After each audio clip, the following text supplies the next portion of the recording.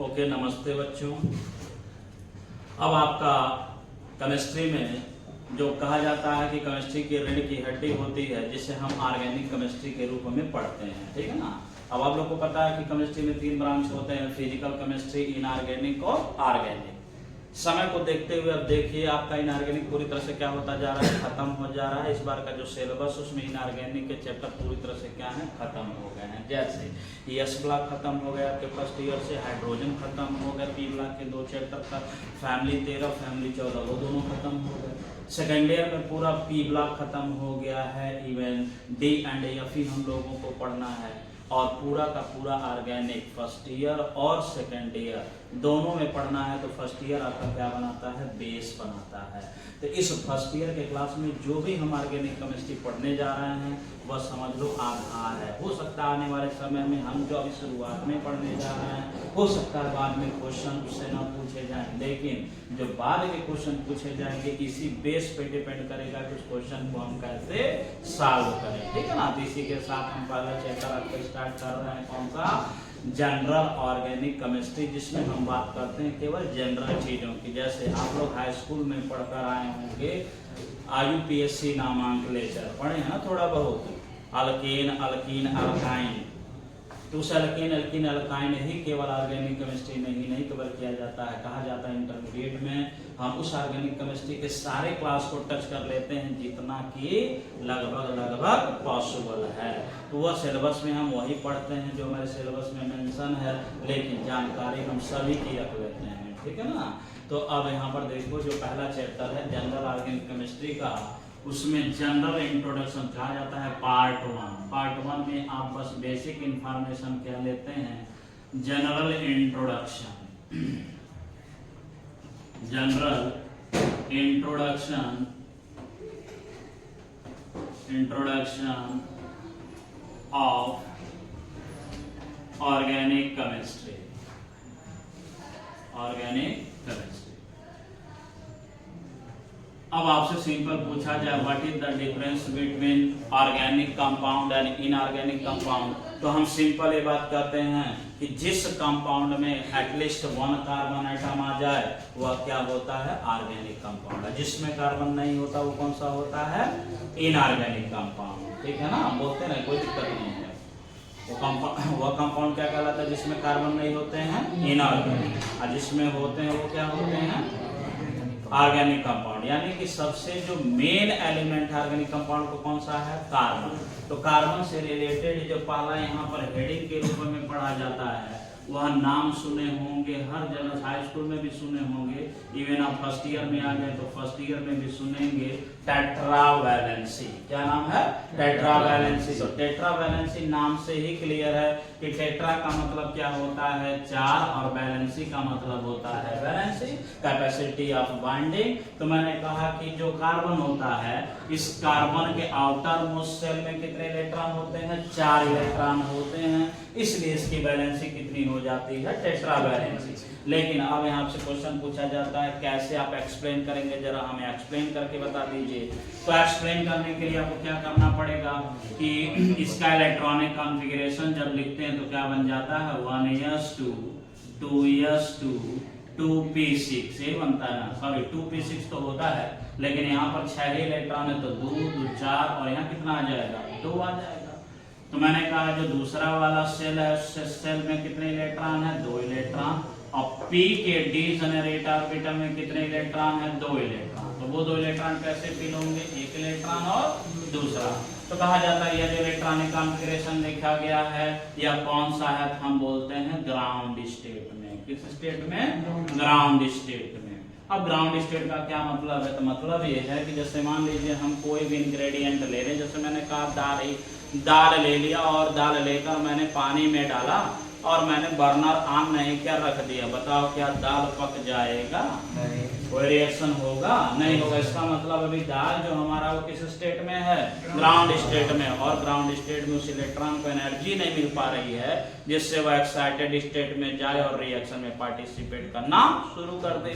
तो ऐसे कंडीशन में हम कहते हैं कि इस कार्बन का फिर ग्राउंड स्टेट में तो इलेक्ट्रॉनिक कॉन्फ़िगरेशन है, तो यहाँ पर हमें अनपेयर्ड इलेक्ट्रॉन कितने दिखाई दे रहे हैं, 2 दिखाई दे रहे हैं। कितने अनपेयर्ड इलेक्ट्रॉन, यही ना दोनों, ये दोनों अनपेयर्ड इलेक्ट्रॉन है जिसकी वैलेंसी कितनी होनी चाहिए थी, 2 ही होनी चाहिए थी, क्योंकि अनपेयर्ड इलेक्ट्रॉन 2 हैं। किसी का आउटरमोस्ट शेल में अनपेयर्ड इलेक्ट्रॉन 2 है तो उसका वैलेंसी कितनी होनी चाहिए, 2।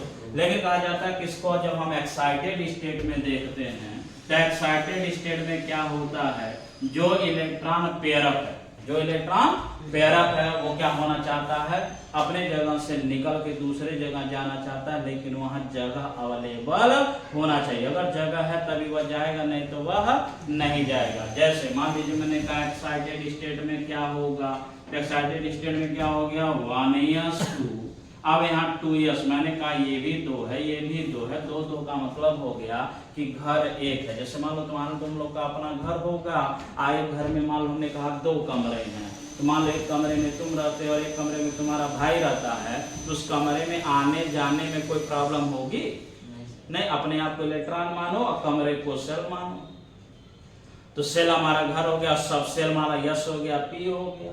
तो मैंने कहा ये यस सब सेल है, ये पी सब सेल है, लेकिन एक कमरे एक ही मकान के अंदर ये 2 हैं। एक मकान के अंदर यदि 2 कमरे हैं तो क्या दोनों कमरों में जाने के लिए आपको सोचना पड़ेगा? आप किसी भी कमरे में से किसी भी कमरे में क्या कर सकते हैं, जा सकते हैं।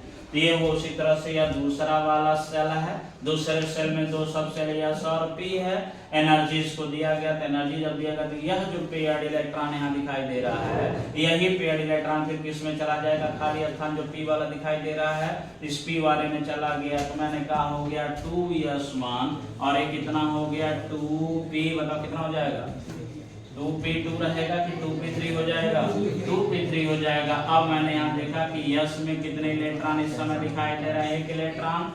पी के 3 डीजेनरेट ऑर्बिटल में कितने इलेक्ट्रॉन दिखाई दे रहे हैं, 3 unpaired electron.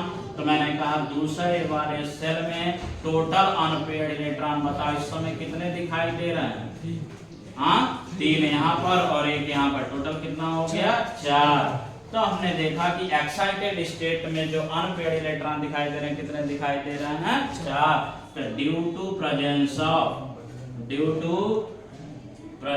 Of 4 unpaired electron in carbon atom,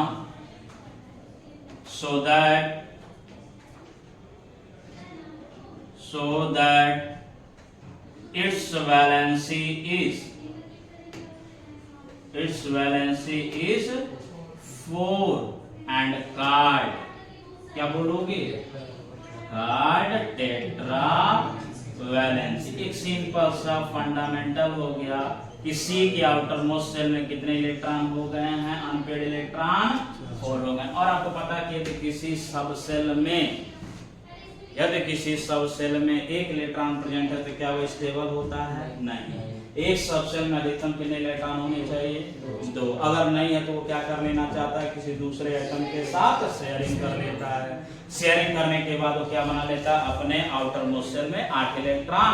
तो अनस्टेबल होने के बावजूद भी क्या हो जाता है, स्टेबल, क्योंकि वह शेयरिंग हो गई है इलेक्ट्रॉन के, अपना 8 वो क्या कर लिया है, पूरा कर लिया है। तो यहाँ हमें पता चल गया due to the presence of 4 unpaired electron in the carbon atom in the excited state, that's why carbon show 4 valency and the terminology is called tetra valency. बोलो यहाँ तक क्लियर है? Yes sir. अब जब यहाँ तक क्लियर हो जाता है तो यहीं पर एक और फेनोमेना आता है, कहते हैं कि इसका शेप क्या होगा। ऑर्गेनिक कंपाउंड का जो शेप होता है उसमें अगर ऑर्गेनिक कंपाउंड में कार्बन आ जाता है तो कार्बन से रिलेटेड जो शेप बनते हैं वो क्या बनता है, तो आप लोग सुने होंगे जैसे इसमें डाल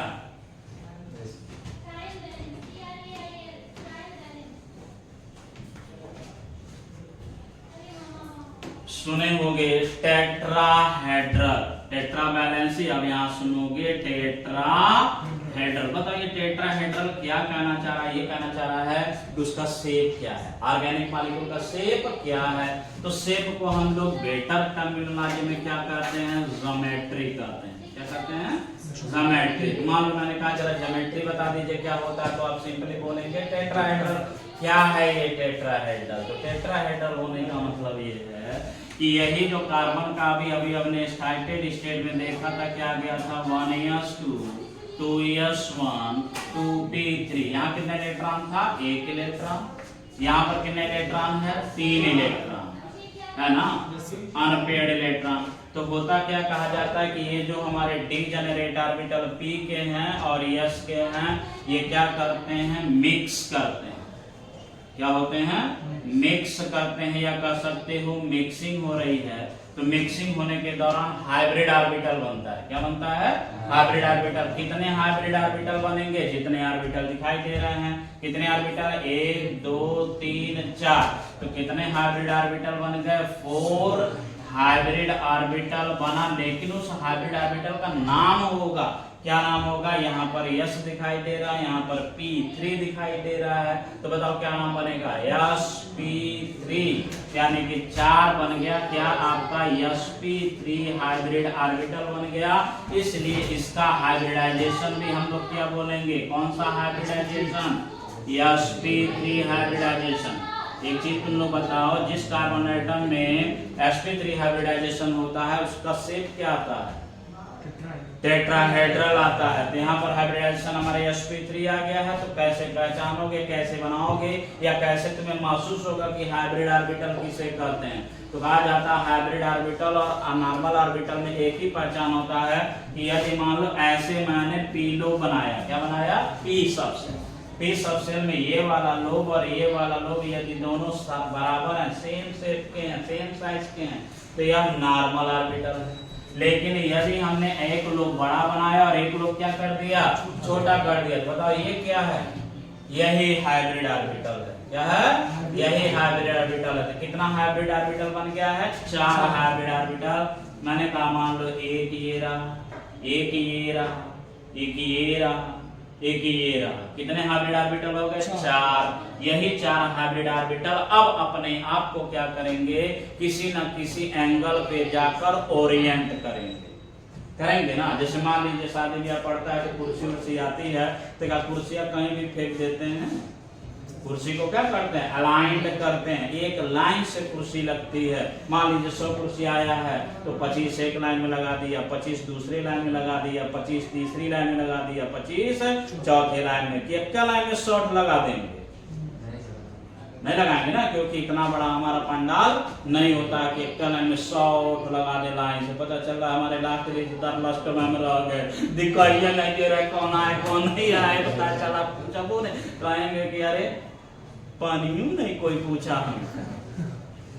इसलिए क्या है? इसी तरह से ये 4 हाइब्रिड ऑर्बिटल भी क्या होंगे? आपस में ओरिएंट करेंगे। कैसे ओरिएंट करेंगे? क्या पोस्टुलेट होना चाहिए, क्या प्रोस्पेक्ट होना चाहिए? तो ये होना चाहिए कि जब हाइब्रिड ऑर्बिटल अपने आप ओरिएंट करते हैं तो मैक्सिमम एंगल पर, क्योंकि रिपल्सन जो होता है बॉन्ड पेयर का, वह रिपल्सन क्या होना चाहिए?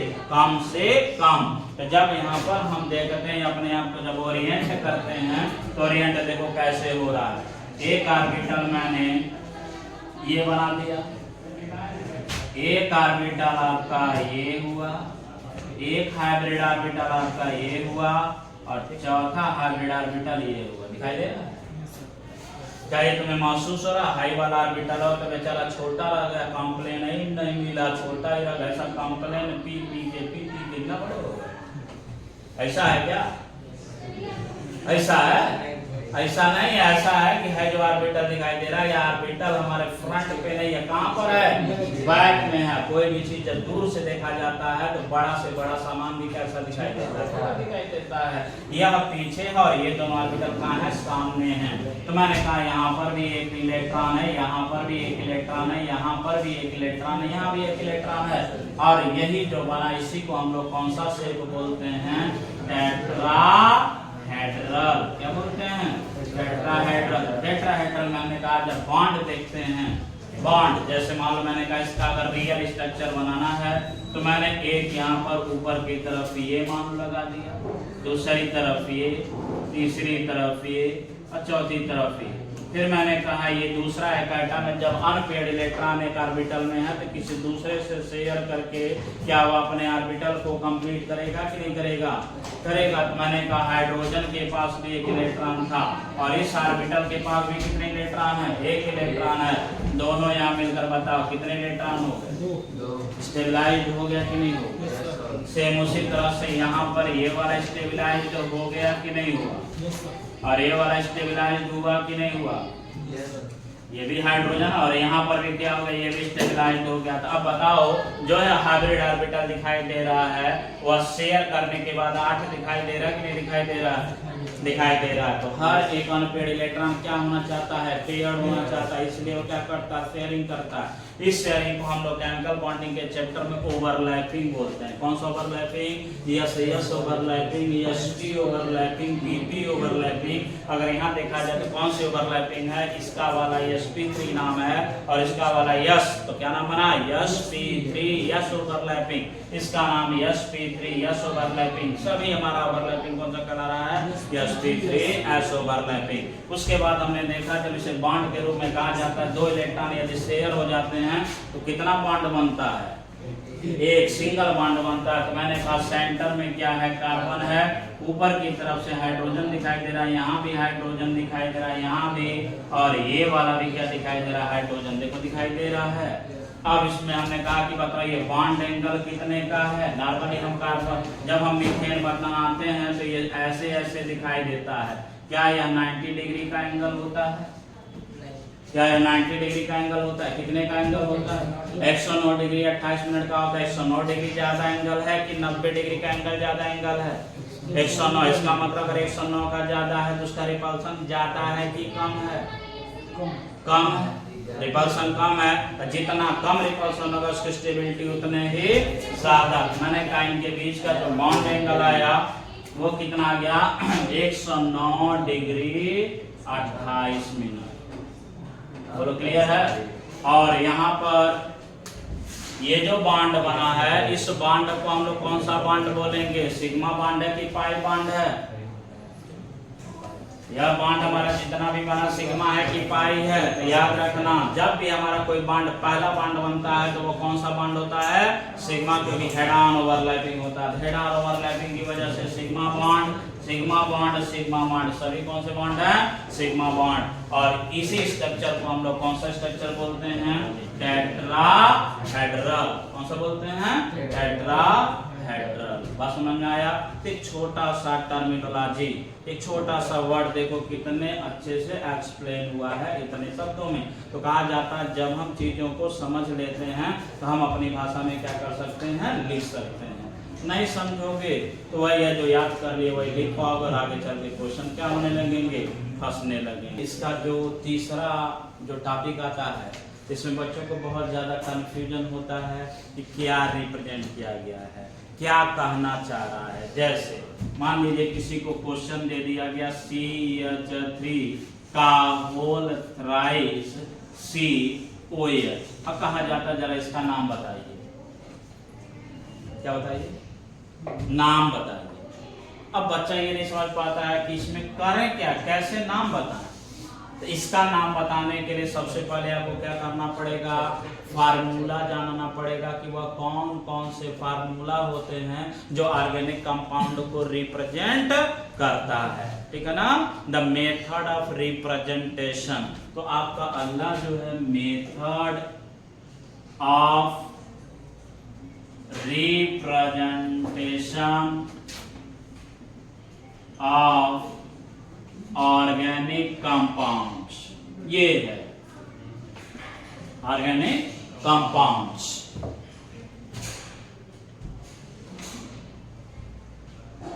पहला है आपका कंडेंस्ड फार्मूला। कंडेंस्ड फार्मूला नाम से ही क्लियर है। कंडेंस मतलब क्या हो जाना? जुड़ जाना। यानी कि जो चीज पास पास है और क्या कर देना, जो दूर दूर है उसको क्या कर देना? पास पास कर देना। तो मैंने कहा कंडेंस फार्मूला जैसे आप कहते हैं सर जरा इथेन का फार्मूला लिखिए। तो इथेन का फार्मूला किसी ने लिखा C2H6, किसी ने लिखा CH3 सिंगल बॉन्ड CH3। बताओ दोनों अलग अलग है कि सेम है? सेम है। ये भी C2H6 और ये CH3 अब ये दोनों ही फार्मूला किसमें चले जाते हैं, कंडेंस्ड फार्मूला के अंतर्गत चले जाते हैं। क्यों? क्योंकि यहाँ तो कोई बॉन्ड बनता हुआ दिखाई नहीं दे रहा था। जब किसी भी एटम के बीच में बॉन्ड ना दिखाई दे और बिल्कुल पास पास लिखे हो, जिसका मतलब कंडेंस्ड फार्मूला दिया गया है। कभी कभी क्या होता है कि थोड़ा सा हिंट कर देता है कि अपने आप थोड़ा सा समझ में आ जाए, तो एक बॉन्ड यहाँ बना दिया, लेकिन ये जो हाइड्रोजन है, हाइड्रोजन का भी बॉन्ड नहीं बना है, तो यह भी लगभग किसमें कंसीडर कर दिया जाता है, कंडेंस्ड फार्मूला में। ठीक है ना? तो this is the simple method to represent the condensed formula. अब मान लीजिए बड़ा मॉलिक्यूल आ जाइए, जैसे मैंने कहा अभी अभी जो मैंने आपको एग्जांपल दिया था, CH3 का होल थ्राइस C, यहाँ पर लिखा था OH, तो यह कौन सा फार्मूला हो गया, CH3 whole thrice COH, condensed formula. अब मैंने कहा कि इसको क्या कर दें, जरा दूसरे फॉर्म में जहां से हमको आसानी से समझ में आ जाए, जिसके लिए जैसे अगर ये देता है तुरंत इसका क्या बनाते हैं, स्ट्रक्चरल फार्मूला। कौन सा? स्ट्रक्चरल फार्मूला इसका बनाते हैं। स्ट्रक्चरल फार्मूला कैसे बनाएंगे, तो आपके दिमाग में एक बात याद रहनी चाहिए। कौन सा बात? कि कार्बन का लिंकेज कितना होना चाहिए, कितना होना चाहिए कार्बन का लिंकेज। अभी भी मैंने पढ़ा कितना बॉन्ड बनाता है, 4 बॉन्ड बनाता है। तो अगर कार्बन 4 बॉन्ड बनाता है तो उसके बाद जितने भी एलिमेंट बच जाते हैं उसको बॉन्ड पे ले जाके क्या कर देंगे, जोड़ देंगे। तो आइए, जैसे मैंने कहा C2H6 है, तो मैंने कहा एक कार्बन ये है, दूसरा कार्बन ये है, तो हमेशा बॉन्ड दाना देना डबल ट्रिपल नहीं बनाना चाहिए। सबसे पहले सिंगल बॉन्ड बनाना चाहिए दो एटम के बीच में, जब नीड पड़े तब उसको डबल और ट्रिपल में कन्वर्ट करना चाहिए। तो मैंने कहा यहाँ C सिंगल बॉन्ड C बना दिया, तो बताइए समय ये C का कितना बॉन्ड अभी खाली है, 3 बॉन्ड खाली है, और 3 बॉन्ड में दिखाई दे रहा कितने हाइड्रोजन है, 6, और ये भी कार्बन पे कितने बॉन्ड खाली दिखाई दे रहा है, 3। तो 3 और 3 6, ये भी हुआ 3 और 3 6 हुआ। इसका मतलब यह 3 बॉन्ड किससे जुड़े होंगे, हाइड्रोजन होंगे ना। अब यह जो बनता हुआ दिखाई दे रहा है, ये जो ऐसे दिखाई दे रहा, बताओ ये कौन सा स्ट्रक्चर है या कौन सा फार्मूला है, स्ट्रक्चरल फार्मूला। स्ट्रक्चरल फार्मूला से बहुत क्लियर नजर आ रहा है कि सर ये क्या है, एथेन है। फिर मैंने कहा अगर इसका भी ओपन करोगे तो इसका भी ओपन है, एक C के साथ कितना हाइड्रोजन दिखाई दे रहा है, 3, और इस कार्बन के साथ भी कितना दिखाई दे रहा है, 3। यानी कि दोनों का फार्मूला अगर हम स्ट्रक्चर के रूप में देख रहे हैं तो दोनों का कैसा मिल रहा है, सेम मिल रहा है। ठीक है ना? अब वो अगला वाला जरा देखिए क्या है, C, मैंने कहा CH3 होल थ्राइस है। तो आपको यह दिमाग में लगा लेना कि ये जब 3 मॉलिक्यूल है तो वह किससे जुड़े हैं, तो नो डाउट ये किससे जुड़े हैं, C से जुड़े हैं। तो सबसे पहले यहाँ C बनाइएगा, और B बनाने के बाद सीधा 4 बॉन्ड लगाइएगा, और इसकी संख्या कितनी दिखाई दे रही, 3। इसका मतलब यहाँ H ना होकर यह पूरा ग्रुप लगा है तीनों साइड में। तो ये हो गया CH3, ये हो गया CH3, ये हो गया CH3, और आगे क्या दिखाई दे रहा है, OH। तो हमने कहा O और H के बीच में नॉर्मली कितना बॉन्ड बनता है, सिंगल बॉन्ड। तो ये जो बना हुआ स्ट्रक्चर दिखाई दे रहा है, यही इस तरह से जो दिखाई दे रहा है, ये क्या बताता है, स्ट्रक्चरल फार्मूला। तो जो चीज हमको यहाँ से नहीं समझ में आता है उसको हम सबसे पहले किस में कन्वर्ट कर लेते हैं, स्ट्रक्चरल फार्मूला में। मीन्स कंडेंस्ड फार्मूला को सबसे पहले हम किस में कन्वर्ट कर लेते हैं, स्ट्रक्चरल फार्मूला में कन्वर्ट कर लेते हैं। उसके बाद उसमें जो कुछ भी पूछा जाए, जैसे आपसे पूछ दिया जाए, चलिए बताइए इस कार्बन पर हाइब्रिडाइजेशन कितने का होगा, या यह जो बॉन्ड बना ये बॉन्ड किस प्रकार का बॉन्ड है, सिग्मा है कि पाई है। तो मैंने कहा यह जो बॉन्ड बना सभी बॉन्ड किस प्रकार के हो गए, सिग्मा। क्या तुम यहाँ बता पाओगे किस प्रकार का बॉन्ड यहाँ पर बना हुआ दिखाई दे रहा है? तो क्या सिग्मा बॉन्ड सर्च कर पाओगे कितना सिग्मा बॉन्ड है? नहीं है। तो सबसे पहले हमको किसमें कन्वर्ट कर लेना होता है, स्ट्रक्चरल फॉर्म में कन्वर्ट कर लेना होता है। लगे हाथ मैंने पूछा कि C पर हमारा हाइब्रिडाइजेशन कितना होगा, यहाँ पर हाइब्रिडाइजेशन कितने का होगा, sp3 हाइब्रिडाइजेशन का होगा। कहा जाता है कि ऑर्गेनिक कंपाउंड में यदि कार्बन सिंगली बॉन्डेड से रहता है या जुड़ा रहता है तो हमेशा वह कौन सा हाइब्रिडाइजेशन शो करता है, sp3 हाइब्रिडाइजेशन शो करता है। तो यह जो मेथड है, इस तरह से रिप्रेजेंट करने का मेथड है, वो किसके अंतर्गत चला जाता है, स्ट्रक्चरल फार्मूला के अंतर्गत चला जाता है। अब देखिए जो तीसरा है, तीसरा क्या है,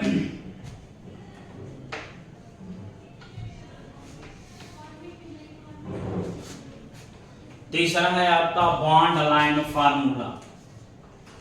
बॉन्ड लाइन फार्मूला ज्यादा क्वेश्चन आपको परीक्षा में या बॉन्ड लाइन के रूप में ही मिलता है। तो बॉन्ड लाइन फार्मूला क्या कहता है, कहता है चलिए बताइए इस कंपाउंड का क्या नाम है, बॉन्ड लाइन, ये बॉन्ड लाइन फार्मूला बता सकते हैं इस कंपाउंड का क्या नाम है ना। तो इसे पहचानने के लिए सबसे पहले आपको कुछ चीजें याद रखनी पड़ेंगी। क्या रखनी पड़ेंगी कि यह जो लाइन के रूप में बना है इसे हम क्या कहते हैं, हम बॉन्ड कहते हैं, और लाइन के रूप में दिखाई दे रहा है इसलिए पूरा नाम क्या बन गया, बॉन्ड लाइन। और बॉन्ड लाइन में हाई जो टर्मिनल पोजीशन होता है और ये टर्मिनल पोजीशन है और ये टर्मिनल पोजीशन है, तो सभी टर्मिनल पोजीशन ये कहता है कि वहां पर क्या है, CH3 है।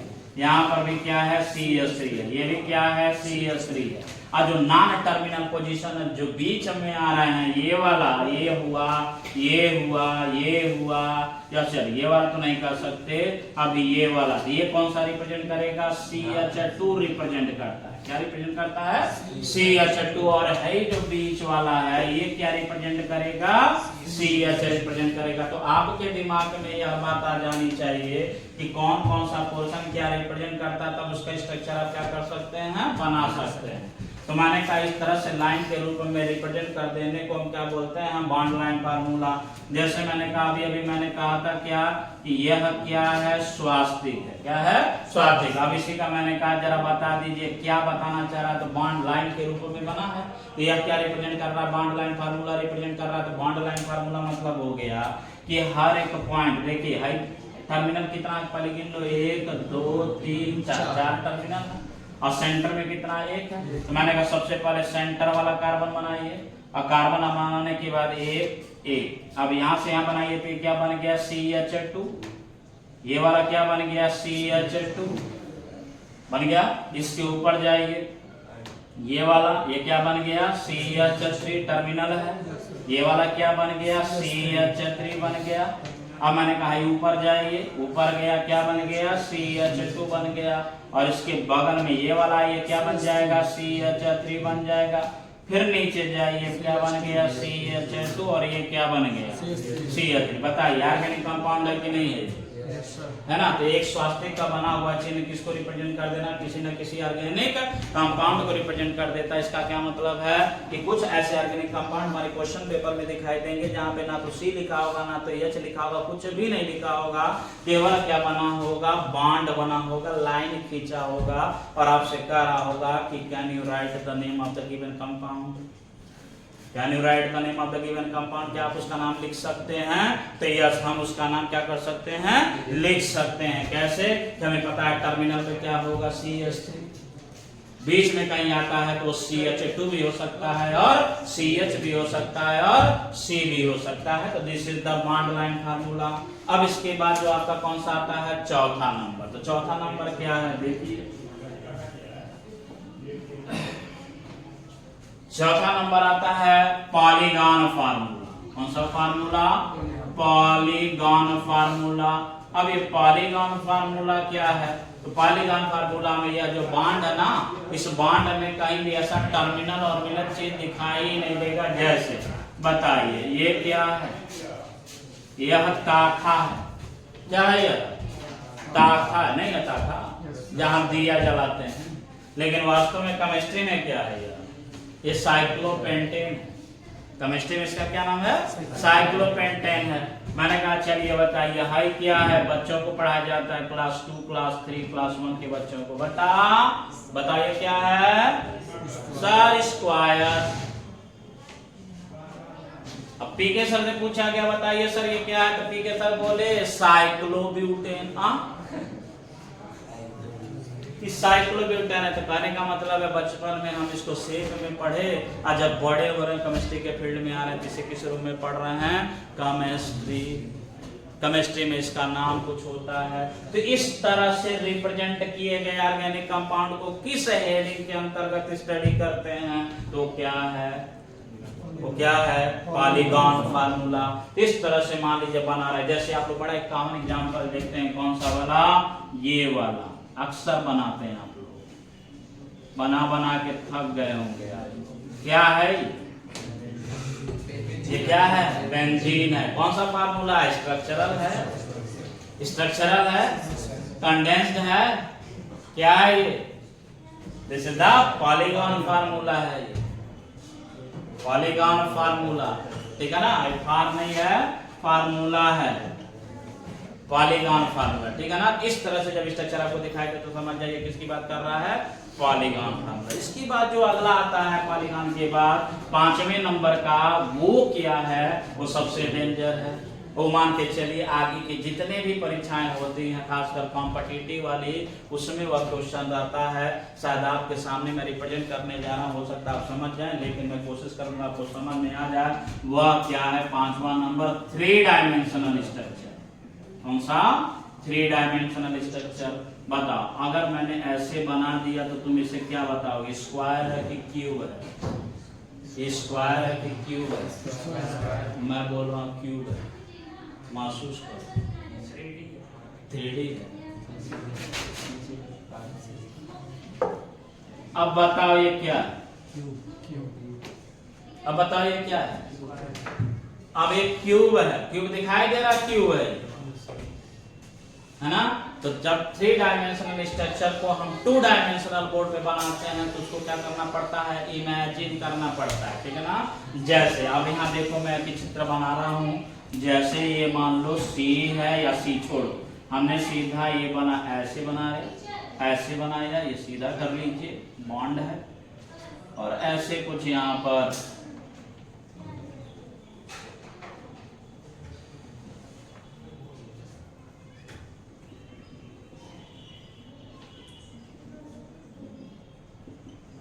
चलो यहाँ पर दिखाई दिया कार्बन।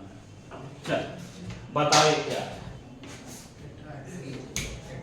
क्या है मीनिंग, क्या है इसकी? इसका मीनिंग है, देखो ये सॉलिड है, सॉलिड वेज, और ये क्या है, डैश वेज। मतलब जो डार्क लाइन है इसको क्या बोलते हैं, सॉलिड वेज, और जो ये वाला इसे क्या बोलते हैं, डैश लाइन खींचा है तो डैश वेज है। तो पहले ये तो समझ लो कौन क्या चीज होता है, तो इसे बोलते हैं सॉलिड वेज, इसको बोलते हैं डैश वेज। अब इन दोनों का मीनिंग क्या है, तो सॉलिड वेज का मीनिंग ये है कि यह जो बॉन्ड है ये किधर की तरफ है, टुवर्ड द ऑब्जर्वर। मान लीजिए आप देख रहे हैं तो ये क्या है, टुवर्ड द ऑब्जर्वर, आपकी तरफ है, और ये कहां पर है, away from the observer, observer से बहुत दूर। जैसे मान लीजिए आप गाड़ी चलाते हैं, पल्सर गाड़ी चला रहे हैं अपना 220, और हाईवे पूरा खाली है। बताइए जहां आप इस समय पोजीशन पे होंगे वो हाईवे कैसा दिखाई देता होगा, बहुत चौड़ा। ऐसा आंख उठा के देखिए हाईवे कहां तक गया, तो आगे कैसा दिखाई देगा, पतला। इसका मतलब जो डॉटेड लाइन में दिखाई दे रहा है वो बॉन्ड कहां पर है, आपसे बहुत दूर है, और जो डार्क वाला कहां है, आपके पास है। तो हाई हो गया आपका टुवर्ड द ऑब्जर्वर, और ये क्या है, अवे फ्रॉम द ऑब्जर्वर। बोलो यहां तक क्लियर है। अब बात आती है, यहां पर आ जाओ, यह जो दो बॉन्ड दिखाई दे रहा है, ये वाला और मान लो ये वाला, ये दोनों क्या, तो मैंने कहा ये क्या है, लाइन है, ये क्या है, लाइन है, और यह लाइन कहां पर है, प्लेन पर। जैसे मान लीजिए हम प्लेन ऑफ द पेपर किस पे बनाते हैं, पेपर पर बनाते हैं मान लीजिए। तो पेपर, जैसे मान लीजिए ये पेपर है, जैसे मान लीजिए ये पेपर है, ये क्या हो गया, प्लेन। तो यह जो दो लाइन है, ये लाइन और ये लाइन जो दिखाई दे रहा है वो इस पर, आईसी को मैंने वर्टिकल प्लेन बना दिया, ऐसे कर दिया। अब ये वाला तो हो गया प्लेन, मतलब एक मान लो नीचे गया, एक मान कहां चला गया, ऊपर, परमानेंट वाला, ये दोनों वाला। और ये जो डार्क वाला वो किधर है, तुम्हारे तरफ, और ये वाला जो दिखाई दे रहा है वो किधर है, पीछे की तरफ। ये इमेजिनेशन क्या बता इसमें दिखाई दे रहा है, ये इमेजिनेशन बनाते हुए महसूस हो पा रहा है, यही महसूस करना आप द्वारा नहीं आ रहा। इसीलिए तो मैं बोला कि यही सबसे टिपिकल होता है जो बच्चे पहचान नहीं पाते, और यहीं पर एक क्वेश्चन पूछा जाता है आगे चल के, बताइए आर कॉन्फ़िगरेशन है कि एस कॉन्फ़िगरेशन है, रेक्टस है कि सिनिस्टर है, रेक्टस है कि सिनिस्टर है। इसी में बच्चे बहुत कंफ्यूज होते हैं, पर स्ट्रक्चर नहीं पता चलता बना क्या है, इसको बताने के लिए तो बहुत दूर जाना पड़ेगा। लेकिन जैसे जैसे हमारा टॉपिक बढ़ेगा, जब समय आएगा तो मैं आपको और ओपन करते हुए मैं क्या करूंगा, इसको दिखाऊंगा। अभी बस इतना समझिए कि यह जो फार्मूला वो कौन सा फार्मूला है, 3 डायमेंशनल फार्मूला। दूसरा इसका नाम रहता है डैश एंड वेज फार्मूला। बोले क्लियर है। तो ये आपका तीसरा जो होता है छोटी सी जानकारी जिसे कहते हैं स्ट्रक्चरल रिप्रेजेंटेशन। कितने प्रकार का हो गया? 5 तरह का। पहला कौन सा था? कंडेंस्ड। दूसरा कौन सा हो गया?